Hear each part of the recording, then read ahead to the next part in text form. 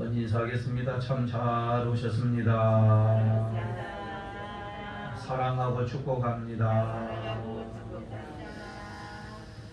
오늘 하나님의 은혜를 사모에 나온 성도 한 분 한 분을 주님의 이름으로 사랑하고 축복합니다. 오늘 생명 양식의 주제는 지금 서 있는 위치가 어딘가 라는 주제를 가지고 같이 은혜를 나누고자 하는데 한번 따라서 하겠습니다. 지금 서 있는 위치가 어딘가? 네, 이 질문이 굉장히 믿는 자들에게 중요합니다. 당신이 서 있는 위치가 어디입니까? 당신은 지금 가고 있는 곳이 어디입니까? 라고 하는 이 질문을 믿는 자들에게 늘 가지고 살아야 그릇되지 아니하고 허튼 길로 가지 아니할 줄로 압니다. 전에는 그렇게 열심히 했던 사람, 전에는 그렇게 훌륭했던 사람이 지금은 형편없이 가치 없는 존재로 추락해버리는 사람들도 얼마나 많은지 모릅니다. 그리고 환경 핑계대고 코로나 핑계대고 그래서 적당히 자기 자신의 행동과 말을 합리화시키는 이런 자들도 참 많이 있지요. 오늘 본문은 하나님의 백성들이 마땅히 서 있어야 할 위치를 벗어난 것에 대하여 책망을 합니다. 특별히 제사장이지요. 제사장은 지도자입니다. 백성들 올바르게 이끌어가야 할 위치에 있는 사람이지요. 마치 우리의 심장과도 같은 겁니다. 우리 심장이 뛰지 아니하면 그걸 심정지라 그러지요. 그럼 죽었다라는 거지 않아요? 제사장의 위치는 이스라엘 백성들에게는 굉장히 중요한 위치에 있지요. 심장과 같은 것이, 심장과 같은 역할을 해야 할 사람이지 않아요? 그런데 오늘 하나님께서는 제사장들아 들어보라 라고 하면서 하나님께서 우리들에게 말씀도 주시는데 지도자인 제사장들에 대해서 책망한 것, 왜 책망하지요? 언약을 지키지도 아니했고 전에는 그렇게 훌륭하게 지키고 잘 하나님을 섬겼던 그런 사람들이 이제는 언약도 지키지 아니하고 하나님을 경외하지도 아니하고 하나님을 두려워하지도 아니하고 그리고 어떻게 했나고요? 자기 생각대로 가버리고 그리고 적당히 우상과 타협을 하고 성결을 파괴하고 율법을 파괴하는 그런 사람들로 이와 같이 오늘 드러내고 있음을 우리는 보게 됩니다. 지금은 오히려 말씀을 거스르고 백성을 죄에 빠뜨리는 그런 제사장들에 대해서 책망하는 모습을 보게 됩니다. 심지어는 제사장들이 어떻게 했냐면 하나님 앞에 제물을 가지고 오면 어떻게 해야 돼? 내장 같은 건 다 긁어내야 됩니다. 똥 같은 것도 다 긁어내야 됩니다. 그리고 깨끗하게 각을 떠서 하나님 앞에 제물을 올리고 이와 같이 올려서 죄사함을 받게 하는 거잖아요. 제물을 올려놓고 번제단에. 그런데 이와 같이 그런 일조차도 게을러가지고 하지 않았다라고 하는 거지요. 그냥 귀찮으니까 그냥 적당히 하는 거지요. 그래서 지금 하나님께서 그 지도자들에게 제사장들에게 뭐라고 얘기하냐면 그 똥을 발라서 어떻게 이 표현을 했을까 한번 생각을 똥 나오는 게 여기입니다. 똥을 발라 얼굴에 발라가지고 그 똥을 갖다가 버림당할 때 너 자신도 버리겠다라고 하는 말씀을 이렇게 주시지 않습니까?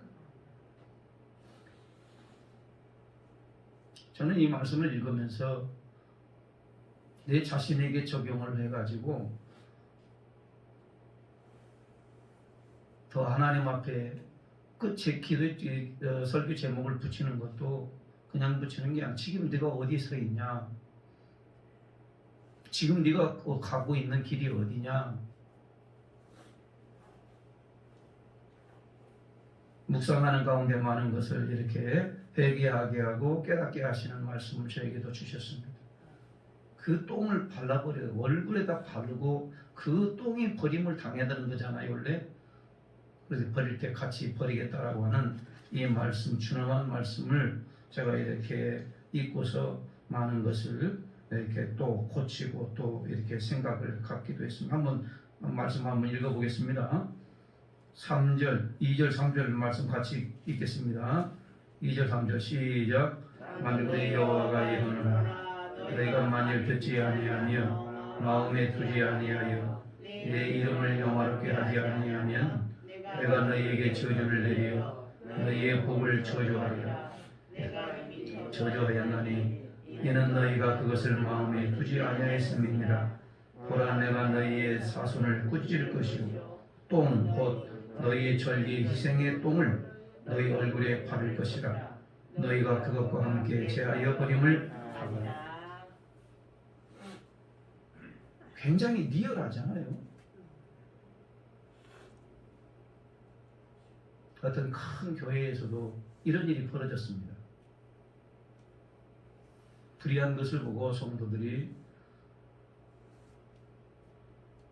예배 시간에 똥을 갖다 뿌렸어요. 신동했죠.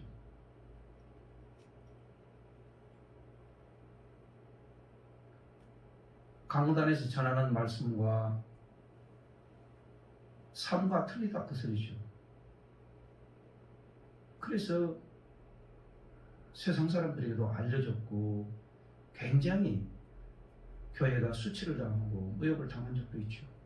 큰 교회예요. 대형 교회입니다.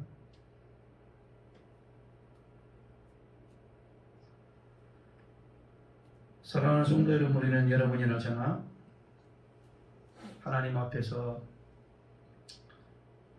위치를 내가 어디에 지금 위치에 서 있는가, 어디로 가고 있는가를 우리는 잘 이렇게 분별을 하면서 이 말씀이 내게 은혜가 되고 경고가 되고 깨닫게 되고 바로 돌아설 수 있는 은혜가 우리 모두에게 있기를 주님의 이름으로 축원합니다. 경고를 주신 이유가 뭘까? 왜 지금 말라기서는 마지막 구약 성경의 끝자락이잖아요. 경고를 주시는 목적이 뭘까? 제자리로 돌아가 서 있게 하시기 위함이다. 그러는 거죠. 너 위치가 어디냐? 너는 심장 아니냐? 세상의 심장. 심장이 박동에 뛰지 아니하면 죽지 않아요. 그렇듯이 예수 믿는 하나님의 자녀들, 특별히 지도자들에게 이와 같이 심장이 뛰어야 세상이 돌아가고 세상이 바르게 되고 그리고 하나님이 누구신지를 알게 할 것 아닌가라고 하는 이 말씀을 오늘 우리들에게 주시는 거잖아요. 제자리로 돌아간다는 게 쉽습니까? 아니에요. 한번 습관이 잘못되면 돌아간다는 게 참 어렵더라고요. 한번 잘못된 습관 돌이킨다는 게 너무너무 어려워요. 하나님께서 특별히 잡아주지 아니하고 특별히 손대지 아니하면 돌아선다는 게 결코 쉽지가 않아요. 왜 이스라엘 백성들이 역사를 보면 반복되지 않습니까? 계속해서 반복되잖아요. 지금 이게 말라기를 쓴 위치가 시대가 언제지요? 바로 귀환에서 돌아온 이스라엘 백성들에게 향한 하나님의 말씀이거든요. BC 460년. 그러니까 이스라엘 북이스라엘을 망하고 그 남유다가 다 망한 그 난 다음에 다시 하나님이 때가 되어서 포로 생활 다 끝난 다음에 돌아와서의 하나님이 주시는 말씀이거든요. 회개시켜서 돌이키기 위해서 언약을 지키도록 하시기 위해서 이 말씀을 우리들에게 주시는 것입니다. 그 레인과의 언약을 파괴해버렸다라고 하는 것은 뭐죠? 바로 레인과의 언약은 뭐냐면 생명과 평강이라고 하는 말씀인데 레인은 어떤 누구를 가리키는 거죠? 12지파 중에 영적인 일을 담당하는 그 중심에 선 사람들을 레인이라고 하죠. 레인. 그래서 레인은 이스라엘을 대표해서 하나님 앞에 바쳐진 그런 지파일 뿐만 아니라 사람들을 얘기하는 거죠. 다 바쳐진 사람들. 하나님께 바쳐진 사람들. 하나님의 일을 세상의 중심이 되어서 감당해야 할 사람들을 레위인 이렇게 이 말씀을 드리는 거죠.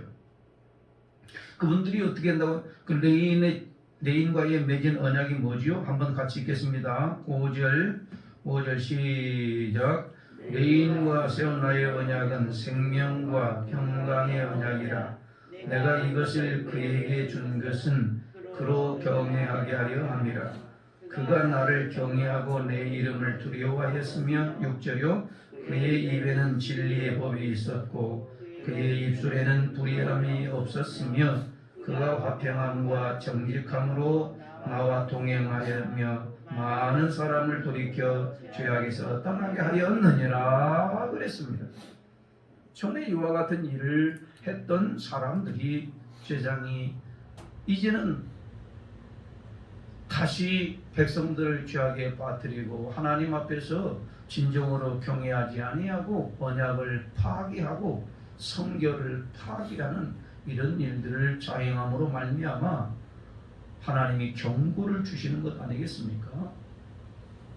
그러면 제사장들에게만 줬을까요? 아니, 오늘날 우리를 갖다가 어떻게 말씀을 하냐면 우리는 영적인 레인 지파에 속한 사람들입니다. 한번 따라서 합니다. 나는 영적인 레이 지파 속에 속한 사람들입니다. 나도 영적인 레이 지파 속에 속한 사람들이고 베드로전서 2장 9절 말씀을 보면 너희는 왕같은 제사장이다. 하나님을 믿는 백성, 예수 그리스도를 영접한 자녀들 뭐라고 얘기하지요? 우리는 왕같은 제사장이고 그의 나라고 그의 소유된 백성이고 거룩한 나라라고 이렇게 분명히 말씀하고 있습니다.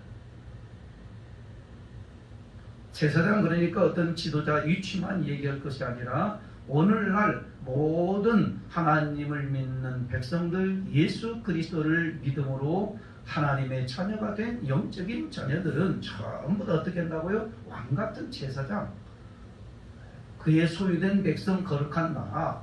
그래서 내 자신이 정체성이 뭔지를 알고 내가 꼭 서 있어야 할 위치, 어디로 가고 있는지를 늘 점검해봐요. 나는 누군가? 내가 어디로 가고 있는가? 나는 어디에 서 있는가? 서 있는 그 위치에서 하나님이 명하신 말씀대로 내가 그대로 행하고 있는가? 라고 하는 것을 늘 점검해 갈 때 우리는 길을 잃어버리지 아니할 줄로 믿습니다. 제사장의 위치는 백성들의 중보자 아니겠습니까? 그들의 마음이 어떻게 돼요? 성결해야 되는 거. 그러나 유다는 어떻게 성결을 파괴하고 언약도 다 파괴했다라고 성경은 말씀하고 있잖아요. 이방신들을 들어오게 하는 아주 통로가 뭐지요? 믿지 않는 자들과 결혼을 시켜서 결국에는 이스라엘의 그 순결성을 잃어버리게 만들었던 유다 지파. 자폰한 거죠. 뭐라고 하냐면 하나님의 말씀대로 언약대로 하지 못한 거죠. 참 딸이나 아들 이렇게 둔 부모님들은요, 특히 예수 믿는 하나님의 부모님들은 참 조심스러운 게 안 믿는 자와 결혼한다고 한다면 참 부담스럽기도 해요. 굉장히 부담스러울 뿐만 아니라 엄마 아빠 걱정하지 마라, 내가 잘 믿게 할게. 그게 쉬워요, 어려워요? 쉽지 않아요. 여러분, 예수 믿는 것이 내 의지로 되는 게 아니고 하나님의 특별한 은혜가 있어야, 하나님의 주권적인 축복이 있어야, 하나님 인도해 주셔야 믿게 되는 거고요. 그런데 유다지파는요, 이 언약을 어기고요, 그래 인간적으로 좋을 대로 전부 다 이렇게 취해서 돌아왔음에도 불구하고 그렇게 70년 동안 고생했음에도 불구하고 또 이 언약을 지키지 않아요. 그래서 자폰하는 그런 일들이 벌어지게 됐는데, 사랑하는 성도 여러분, 그래서 에스라 선지자는 뭐라고 얘기하냐면 그걸 다 끊어버리라, 그리고 결단해라. 신앙은 결단인데 심지어는 다 돌려보내라고 했는데 애기 난 자도 있어요. 그런데 그것도 다 끊으라고 다 돌려보내라고 해서 결국에는 그 제사장들이 이게 자폰한 그런 것들을 전부 다 끊어버리고 다시 돌려보내요. 생이별을 시켜버리는 장면이 나와, 에스라를 보면.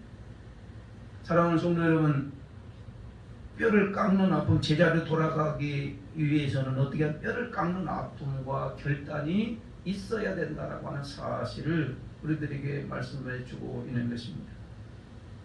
말라기서는 마지막 선지서 이후로 460년 동안 말씀이 없어요. 신약 예수님이 오실 때까지 말씀이 없는 거예요. 그 다음부터는 460년 동안 말씀이 없어요. 말라기서가 끝나면은 바로 신약으로 넘어가는데 460년 동안 말씀이 없어요. 메시아가 올 때까지. 말씀으로 우리에게 책망하시는 것도 얼마나 귀한지 몰라요. 언약의 모든 말씀은 우리의 일생의 노정기가 되고 이정표가 된다는 사실을 우리는 믿음으로 받아들이고, 하나님의 말씀을 음식 골라 먹듯이 골라 먹는 것이 아니라, 입맛대로 먹는 것이 아니라, 내가 말씀 그대로 액면 그대로 믿음으로 받아들이고 말씀대로 지켜내고 하나님을 경외하는 신앙을 끝까지 가질 수 있는 은혜가 우리 모두에게 있기를 주님의 이름으로 축원합니다. 이 이정표가 없으면, 하나님의 말씀은 인생의 노정기의 이정표인데 이정표가 없으면 방향을 잃어버리지 않습니까? 우리의 이정표는 뭐지요? 오직 생명의 주가 되시는 예수 그리스도가 우리의 인생의 이정표라는 사실을 결단코 잊어버리면 안 됩니다. 오늘 새벽 내게 향하신 하나님의 말씀이 뭔가요? 영적 레이지파에 속한 우리는 내가 서 있어야 할 위치를 다시 한번 점검을 해보면서 생명을 얻고 평강을 누리도록 하게 하시는 하나님만을 찾고 또 하나님을 구하고 그 하나님께 두드림으로 말미암아 마땅히 서 있을 곳에 서 있게 하여 주시고 마땅히 행할 것을 행하게 하여 주시고, 하나님 이전에 그렇게 충성스럽게, 이전에 그렇게 열심되었고, 이전에 그렇게 순수한 마음으로 하나님의 사랑했고 그 말씀대로 살아냈던 모습으로 다시 돌아가 그 위치를 지켜낼 수 있게 해달라고 오늘 이 새벽에 같이 뜨겁게 기도하기를 원합니다. 하나님이 오늘 이 말씀을 우리가 돌이켜보면서 지금 서 있는 위치를 늘 점검하며 주님이 나를 세워주셨고 주님이 나를 이와 같이 온전하게 하셨으면 지켜갈 수 있게 하시고 세상의 심장이 되어서 살아갈 수 있도록 하나님 역사하여 주옵소서. 앞으로 끝까지 하나님 앞에 기도하겠습니다.